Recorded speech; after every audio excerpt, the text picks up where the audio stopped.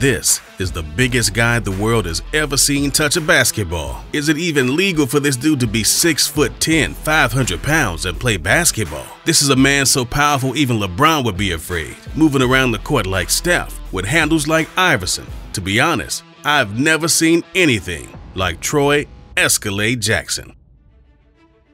While you probably never heard of Troy, you've definitely heard of his older brother, Mark Jackson, former NBA star and current NBA commentator. How is it at 6'1" Mark was able to make it to the league, but not Troy? And that's just the first question that popped into my head. How does someone even get to 500 pounds and then stay not just mobile, but be also incredibly athletic? How do you function in society being this big? Like, what kind of toilet does this dude sit on? Troy Escalade Jackson is one of the most fascinating people in all of sports history, and it's time we answer all of these questions and more. Troy was always a man destined for the NBA. Falling in love with basketball at around 10 years old, he practiced and played day and night at Rucker Park in Harlem. And while he was just a chunky kid having fun playing ball, his brother Mark was well on his way to the NBA. In fact, when Troy was just 14 years old, their family hit the lottery when Mark was drafted 18th in the 1987 NBA draft, completely changing Troy's life in the direction it was headed. Imagine being a 14-year-old with a brother in the NBA. How many Big Macs would you order?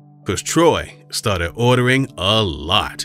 At this point, Troy was already a pretty spoiled kid, being the youngest of 6 siblings. But now with a brother in the NBA making millions, a lot of the motivation Troy had was gone. His family already made it, and he was practically set for life. So instead of focusing on getting in shape, preparing for the NBA, scouting out colleges, or even pestering his older brother for NBA advice, Troy decided he'd rather put on a show down at Rucker Park. And that's exactly what he did. Oh my goddess, yeah, she the hottest, that's plain and simple. I'll bring on out your Holy Spirit if I bless the temple. I slow it down, I don't lose one-on-one. Throughout Troy's next 4 years of high school, he wasn't focused on making it to the NBA. He was focused on showing off and really just flexing on all these kids a quarter of his size. By his senior year of high school, approximately 1,000 Big Macs later, Troy hit his peak size, standing at 6'10" and weighing well over 500 pounds. Although Troy really had put no focus into making it to the NBA, his size alone had attracted scouts to come watch him play. Not in your typical high school games, but down at Rucker Park. Being 6'10", 500 pounds doesn't leave you with a lot of options. It's not like Troy could go work in an office job in a cubicle. He couldn't even walk through the door. So when he was offered a full-ride scholarship to Wallace Community College in Selma, Alabama, he felt like he had to take it.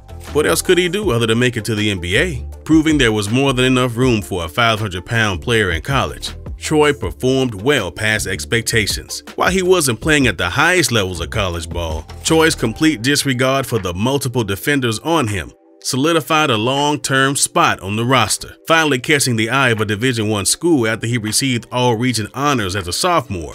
Troy was approached with another full-ride scholarship to the University of Louisville. Under the supervision of legendary coach Denny Crum, Troy's scholarship was not without its conditions, essentially stating he had to replace the Big Macs with salads. Troy was expected to drop well below the 400-pound mark, a weight he hadn't seen since his early high school days back at Rucker Park. This, along with being placed on a team whose style of play was more structured than anything he had ever experienced before, Troy's production plummeted.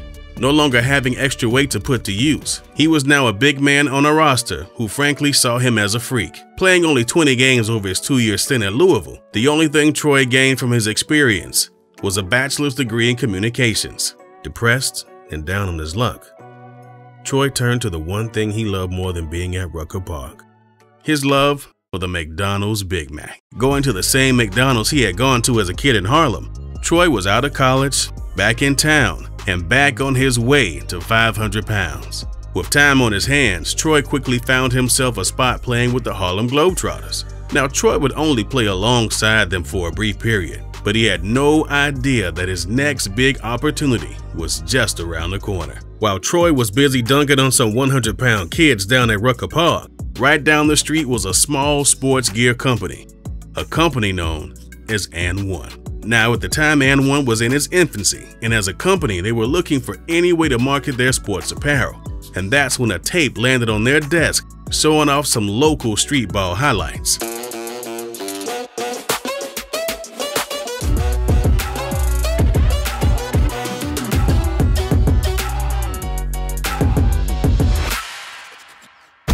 Quickly realizing the unlimited potential in New York's forgotten street ball legends, and one became known across New York not for their appeal, but for their street ball tapes.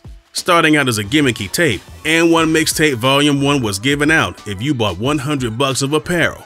And people were quick to line up and down the street like this tape was a new Supreme drop. And one immediately realized they had struck gold here, organizing an And1 tour that promoted the company's image, establishing rosters by season like any other formal league would. And one broke into significance after scoring airtime on ESPN in the early 2000s, which just so happened to be the time Troy Escalade Jackson jumped on the scene, making a crater-like impact that rose and won to national recognition. Troy's instant popularity amongst fans as the lovable giant made him a staple of the league's subsequent tours. Joining up with the team the same year as ball-handling legend and now YouTuber, The Professor, Troy found an unlikely friend in the 5'10", 150-pound point guard. With Troy's presence, and one quickly started expanding from New York to Miami, Philly, DC, and eventually across the nation. And one's success is almost exclusively owed to the 500-pound ball-handling monster. And just like that, and one took the nation by storm, selling out arenas. Thousands of fans lined up eagerly to see just how Escalade could move up and down the court like a Ferrari. Reaching an all-time peak in popularity in 2005, Troy had done the impossible when he and the Professor made the cover of Sports Illustrated. A cover that historically was reserved for only the most legendary athletes was now dominated by someone who survived strictly off of Big Macs. As the biggest recorded player in history to pick up a basketball, Troy was easy to spot, and he impressed all who saw him. But as the years would go on, Troy became caught up in the image he had created for himself, the lovable giant. I mean, just to put his popularity in perspective, this is a guy who was more well-known playing in a discount league than actual NBA players. Troy could walk into any club in the country and get VIP treatment, literally, while guys playing for legit NBA teams would go unnoticed. His size, his ability, his personality all played a role in becoming the fan favorite he was, and everything that made him so great also led to his biggest tragedy. Despite his talent, there was no escaping the inevitable. Growing older in age, Troy's weight issues came knocking. Of all his teammates, it would be the Professor that had noticed Troy's weight was no longer helping him in the same way it used to. Instead, it was now slowing him down. Worried about how Troy's weight was affecting his performance and ability to play throughout the season, the Professor tried nudging Troy into a healthier lifestyle. Failing to keep the weight off that he would lose during the summer, the Professor went to his brother Mark for help. Having always known Troy as the biggest kid in town, Mark wasn't surprised. Agreeing that Escalade was just always going to be Escalade, the two decided to just accept the fact that Troy just wasn't interested in losing weight. And how could he be? Troy's entire success story gravitated around the fact he was such a great baller at his weight, doing things no one thought possible. Placed in a position to double down and continue his career at his weight, or listen to his body at the risk of losing it all, Troy made the decision many of us would. After years of abuse, his body had finally reached a breaking point. In 2011, while in the middle of promoting an upcoming street ball tour, Troy unexpectedly died in his sleep at the age of 38. Having just passed his physical to play with the Ball Up tour, Troy's death came as a huge surprise to everyone but himself. Diagnosed with hypertensive heart disease, Troy's inability to lose the weight when he needed to had come full circle. And just like that, the sports world lost one of its most fascinating characters, redefining what it meant to be a sports entertainer. Troy's impact on basketball is one that will never be forgotten. He was clearly a man with the connections, skill, drive, and talent to make it to the NBA and beyond. But at the end of the day, Troy followed what he truly loved until the day he died, being the lovable giant that really just wanted to entertain. If you've enjoyed this video, then we're sure you'll enjoy the next one. Click on right now and enjoy.